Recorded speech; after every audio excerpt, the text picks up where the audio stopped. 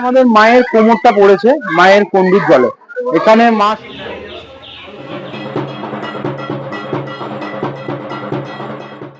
আমার নাম সৌভিক চৌধুরী। আচ্ছা, কঙ্কালীতলাটা কোথায় অবস্থিত?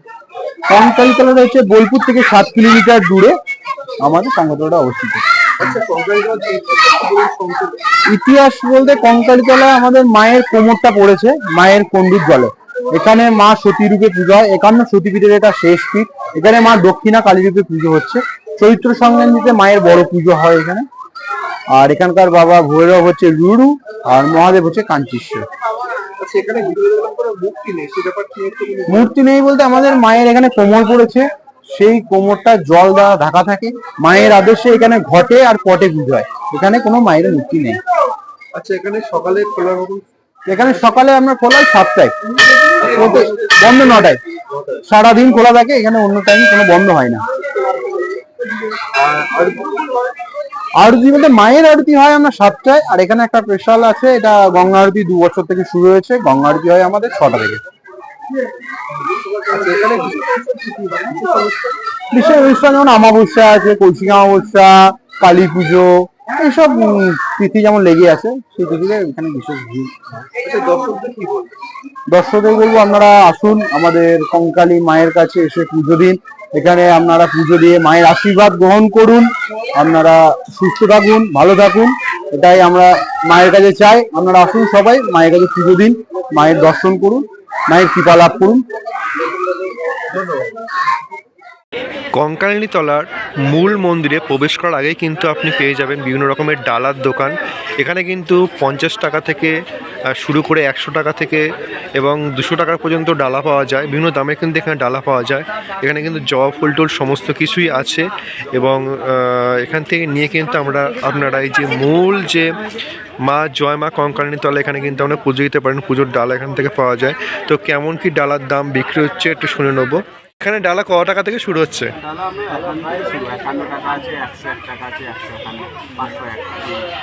এখানে কিন্তু 51 টাকা থেকে ডালা শুরু হচ্ছে, আর 501 টাকা পর্যন্ত কিন্তু এখানে ডালা আছে। 501 টাকা কি শাড়ি দিয়ে? আচ্ছা, 1001 টাকা নিলে কিন্তু জামদানি দেওয়া শাড়ি কিন্তু এখানে দেওয়া হবে। বিভিন্ন দামে কিন্তু আপনারা পেয়ে যাবেন, মানে 51 টাকা থেকে শুরু। তারপরে কিন্তু আপনি যত টাকা দিতে পারেন তত কিন্তু আপনাদেরকে দ্রব্য সামগ্রী দিয়ে কিন্তু দেওয়া হবে। আর এখানে কিন্তু পরপর অনেক ডালার দোকান আছে, দিয়ে কিন্তু পরপর অনেক ডালার দোকানই আছে। আর এই হচ্ছে মূল কঙ্কালীতলার যে মূল মন্দির, এই হচ্ছে কঙ্কালীতলার মূল মন্দির। এই মন্দির কিন্তু 51 পীঠের মধ্যে শেষ পীঠ হিসাবে খ্যাত এই কঙ্কালীতলা।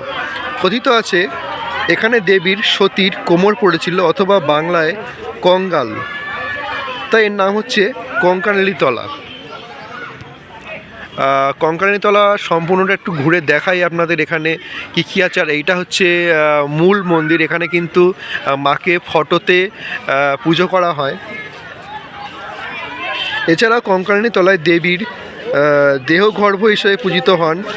দেবীর কোনো বিগ্রহ নেই এখানে, কঙ্কালীর ছবি এখানে কিন্তু পুজো করা হয়। তবে এখানে বিশেষ আকর্ষণ হচ্ছে পাশে বাঁধানো ছোট পুকুর, আর এই দিকটাই কিন্তু পুকুর আছে। আর এখানে কিন্তু প্রত্যেক দিন সন্ধ্যাবেলা গঙ্গা আরতি করা হয়। এই পুকুরটা কিন্তু সতীকুণ্ড নামে পরিচিত। পুরাণ মতে সতীর অস্থি এখানে এসে পড়ার ফলে এই কুণ্ডের সৃষ্টি হয়েছে। বলা হয় এই কুণ্ডের ঈশান কোণে দেবীর কাঁঠাল নিমজ্জিত অবস্থিত রয়েছে, তাই এই কুণ্ডের পবিত্র বলে মনে করা হয়। আর এই মন্দির খোলার সময় কিন্তু সকাল 6টা থেকে রাত্রি 8টা পর্যন্ত, এবং আরতি হওয়ার সময় ভোর 5টা, এবং সন্ধ্যাবেলা কিন্তু 6টা থেকে 6:30টার মধ্যে। আর এটা দেখছেন, এটা কিন্তু মায়ের যে মূল গর্ভগৃহ, এটা হচ্ছে মায়ের যে মূল গর্ভগৃহ।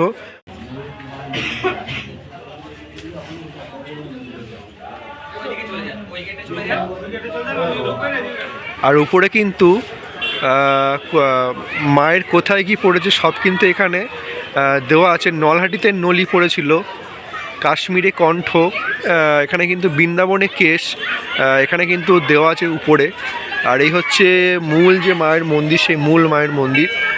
আর মূল গেট থেকে ঢুকেই কিন্তু আপনি একটি বট গাছ দেখতে পাবেন, এই হচ্ছে সেই বট গাছ। আর এখানে কিন্তু সন্ধ্যা আরতিটা খুব সুন্দর হয়, এখানে কিন্তু সন্ধ্যা আরতিটা অবশ্যই দেখবেন। আর এদিকটায় কী আছে চলুন এদিকটা একটু দেখা যাক ঘুরে।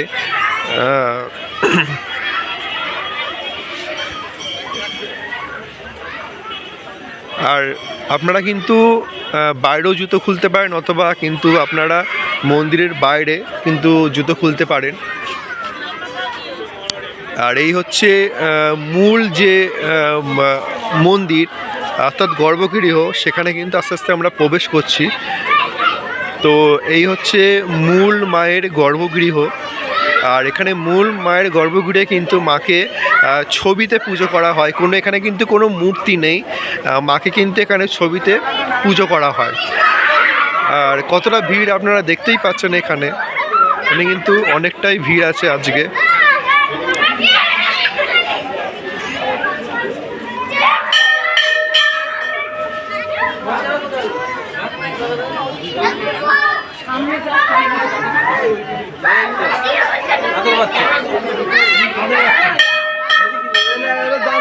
আর এদিক থেকে কিন্তু আপনাদেরকে সন্ধ্যাবেলায় যে সন্ধ্যা আরতি হয়, আপনাদের কিন্তু এদিক থেকে যেতে হবে। চলুন সন্ধ্যা আরতি কোন দিকে হয় সেটাও একটু আপনাদেরকে দেখাচ্ছি।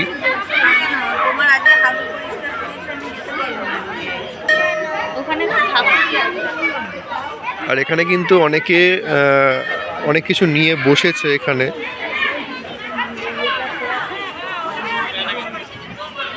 আর এদিকটা কিন্তু একটু অন্ধকার আছে, আর এদিকে কিন্তু বিভিন্ন রকমের জিনিস নিয়ে বসেছে এই দিকটায়।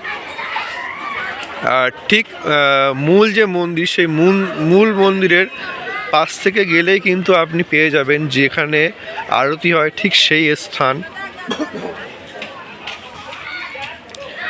এদিকে কিন্তু বিভিন্ন রকমের ছবি, মায়ের ছবি, বিভিন্ন রকমের যে মূর্তি, কাঠের কাজ এখানে কিন্তু আছে। এই যে আপনারা এখানে কটা থেকে কটা পর্যন্ত থাকেন? সকাল 7:30 থেকে সন্ধ্যে কটা পর্যন্ত? আচ্ছা, সকাল 7:30 থেকে কিন্তু এনারা সন্ধ্যা 7:30 পর্যন্ত থাকে, অর্থাৎ মন্দির খোলার আর বন্ধ হওয়ার টাইমে কিন্তু এনারা থাকেন। আর এদিকটা কিন্তু সুবিশাল একটা বট গাছ আছে, এখানে অন্ধকার দেখাচ্ছি একটুকুনি। আর এখানে কিন্তু যে মানত করা হয়, সেই মানত কিন্তু এখানে ইট বাঁধা আছে দেখতে পাচ্ছেন। এখানে কিন্তু সমস্ত রকমের যে মানত, সেই মানত কিন্তু এখানে করা হয়। গর্ভগৃহের ঠিক পাশেই কিন্তু এই স্থানটা আছে। আর এই দিকটা গেলে কিন্তু আপনি কোপাই নদীর পাশে যে গঙ্গা আরতি, সেই গঙ্গা আরতি কিন্তু ঠিক এই দিকটাতেই হয়।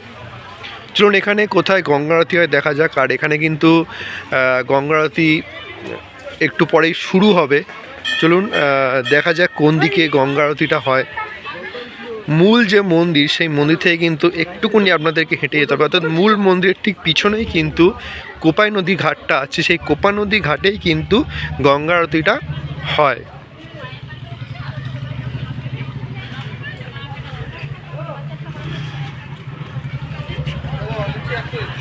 এই হলো গঙ্গা আরতি হওয়ার স্থান, যেখানে কিন্তু গঙ্গা আরতি হয়। এই দেখতেই পাচ্ছেন, এই স্থানে কিন্তু গঙ্গা আরতি হয়। আর তার ঠিক সামনেই কিন্তু আছে কোপাই নদী। কোপাই নদীর দিকেও একটুকুনি যাব এদিকে। এই যে এখানে কিন্তু পরপর 6 জায়গাতে কিন্তু সন্ধ্যা আরতি হয়, আর সকালেও কিন্তু এখানে আরতি হয়। আর এদিকটা হচ্ছে যে কোপাই নদী, এই হচ্ছে সেই কোপাই নদী এদিকটা।